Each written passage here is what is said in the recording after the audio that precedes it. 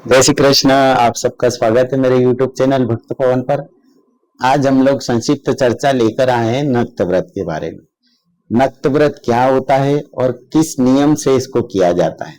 आपने मेरे बहुत सारे वीडियो में सुना होगा कि नक्त व्रत करना चाहिए, तो उसी के बारे में हम लोग थोड़ा सा जानकारी प्राप्त करते हैं। नक्त व्रत जो है वो हिंदू प्राचीन जो हमारी सभ्यता है उसकी एक व्रत की यानी उपवास की एक पद्धति है। इस दिन पूरे दिन संयम रखा जाता है और सूर्यास्त के बाद आकाश में जब तारे दिखने लगते हैं तब एक बार सात्विक भोजन ग्रहण किया जाता है। ये व्रत जो है वो मन, वचन और शरीर की शुद्धि के साथ ईश्वर की कृपा प्राप्त करने का सरल और प्रभावी माध्यम भी होता है ना। विषय वीडियो आपको पसंद आए तो चैनल को सब्सक्राइब कीजिएगा, लाइक कीजिएगा और शेयर जरूर कीजिएगा।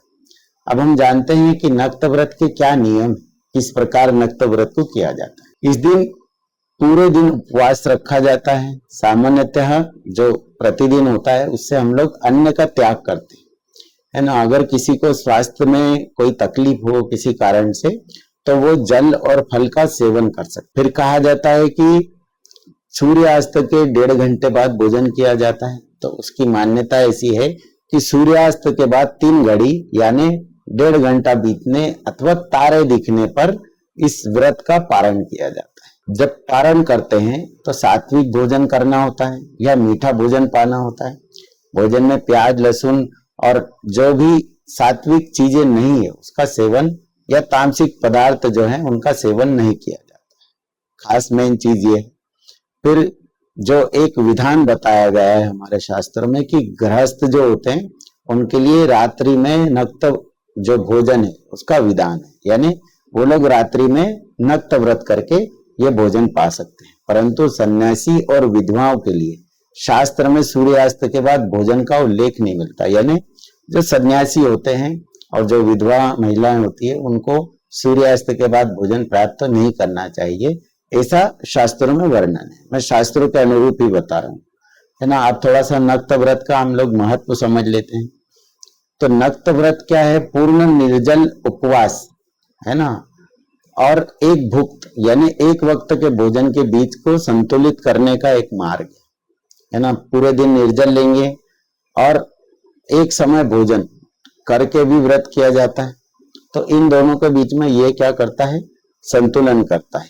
तो इसको नक्त व्रत कहते हैं। अब इस व्रत को करने से क्या होता है? शरीर को अधिक कष्ट दिए बिना ये उपवास का पुण्य प्राप्त होता है। ये जो उपवास होता है ये भगवान शिव, भगवान विष्णु, ब्रह्मा और अन्य पर्व जैसे प्रदोष चतुर्थी में अवश्य रूप से करना चाहिए। जैसे अभी सावन चल रहा है तो जो लोग सावन सोमवार कर रहे हैं वो नक्त व्रत करके सावन का सोमवार कर सकते हैं।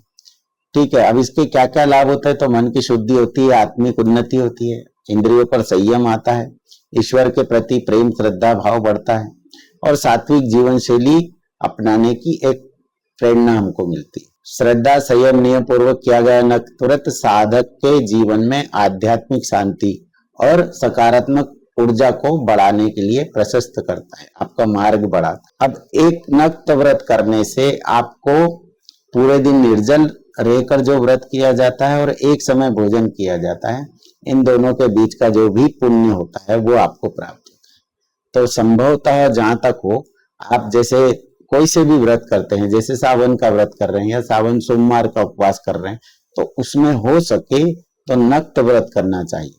कैसे? कि पूरे दिन भर आपने कुछ पाया नहीं, जल इत्यादि ले लें, स्वास्थ्य ठीक नहीं है तो थोड़ा सा दूध ले लें, फल ले लें, अगर बन सकता है तो पूरे दिन आप कुछ ना पाएं और शाम को जैसा बताया गया है शास्त्र में कि सूर्यास्त के 3 घड़ी बाद यानी 1.5 घंटे या 1.25 घंटे के आसपास में जब आसमान में तारे दिखने लगते हैं तब आप व्रत का पारण कर लें, है ना। पारण कैसे करना है? सात्विक भोजन से करना है। नमक का सेवन अगर इस दिन छोड़ दें, है ना, नमक का वर्जित लिखा है, परंतु अगर आप भोजन पूरा पा रहे हैं तो सात्विक भोजन करें। हो सके तो नमक का त्याग कर दें, मीठा भोजन करें और अपने व्रत का पारण करें और भगवान से इस व्रत और उपवास को पूर्ण करने की प्रार्थना करें। तो ये था नक्त व्रत। इस प्रकार नक्त व्रत किया जाता है। जय श्री कृष्ण। जानकारी अच्छी लगी हो तो चैनल पर जरूर बताएं कमेंट करके और सब्सक्राइब जरूर कर लें चैनल को।